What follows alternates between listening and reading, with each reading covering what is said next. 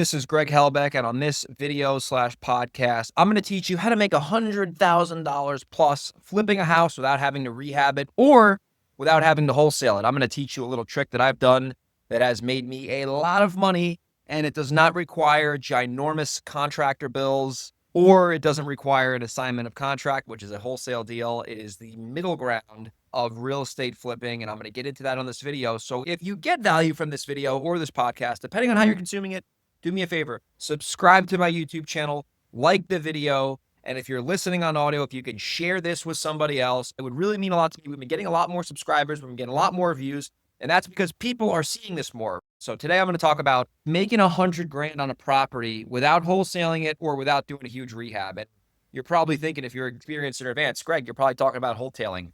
You are right. I'm talking about wholetailing houses.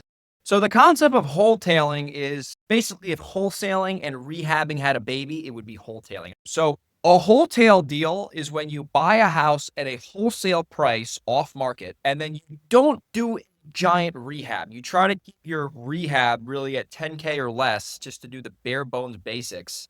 And then you sell the property for the retail value of the as is condition. So you're basically just arbitraging current as is value compared to the discount you bought it at off market.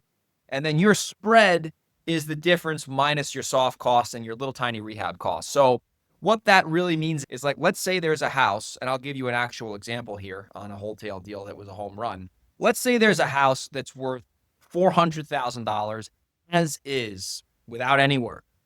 And you could buy that house. And let's just say too, that house is worth $450 if it was renovated from soup to nuts.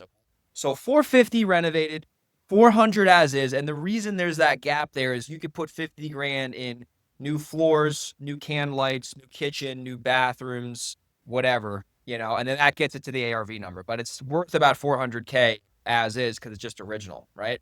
Now, if you could buy that property for about $260,000, depending on what market you're in, you're going to make $100,000 in net spread. So that's the concept of a wholesale. So you look at the property, its current as is value, and then you run your comparables based on the value of your property, not based on the ARV. So let's say that you think your property is worth $400,000 because there are very similar comps that are in the same condition that sold for $400,000. There's a very high chance your property will sell for $400,000. So if you want to make $100,000 on it without having to rehab it, you need to reverse engineer your profit. And the way that you do that is you take the value of the property as is, right? Preferably $400K in this case. You back out your soft costs, and just to give you a general rule of thumb, in expensive markets like New York and Washington, even Delaware, about $50,000, and then you subtract your profit, right? So I'm going to tell you about a deal where we did this. Bought the house for $250,000.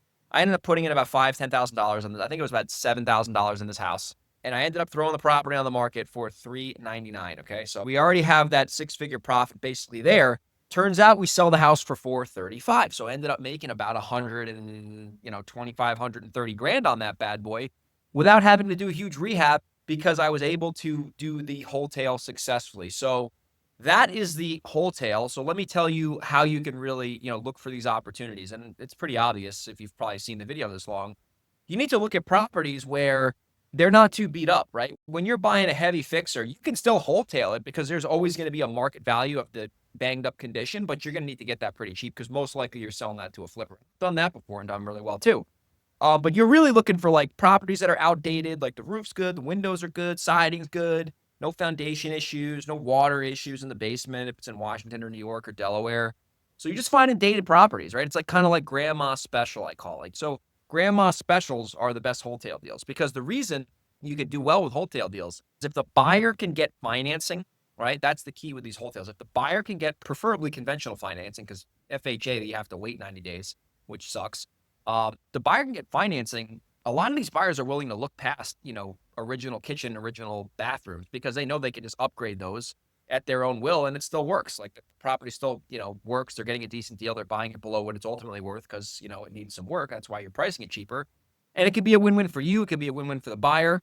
So that's how you make $100,000 on a deal that you don't have to rehab and you don't have to wholesale. And the benefit to the wholesale is that you're able to really see the potential of the house, right? Like when you wholesale a house, it's usually to an investor. and they need to get it at a price that allows them to make money to maybe wholesale it themselves or rehab it. So you really never know what it's truly worth. But when you put a house on the open market on the MLS, you are exposing it to the most people possible, and you're going to ultimately get the highest offer possible because the most people are seeing it, and you're going to get the most offers on it. So that's why when you could buy a house wholesale and sell it retail, you can make the most money, and you don't have to worry about construction budgets and permits and contractors doing dumb shit. Like, just buy a little bit of work, resell, buy, no work, resell. It's a great strategy. I recommend you do it. Obviously, if you're doing this, you got to make sure you're in a market where there's low inventory, where properties move quickly. So, like I said earlier, you want to look at all the similar properties that are sold, similar properties that are pending, similar properties that are active. So you make sure you price yours accordingly so it moves quick. So that is how you make $100,000 on a house without rehabbing it or wholesaling it. If you got value, or even better, if you got a deal like that you want to sell to me, I'd love to buy it. If you're a wholesaler, send me an email, greg@velocityhousebuyers.com, or grego37 on Instagram. I'll see you on the next Real Estate Weekly lesson. Take care.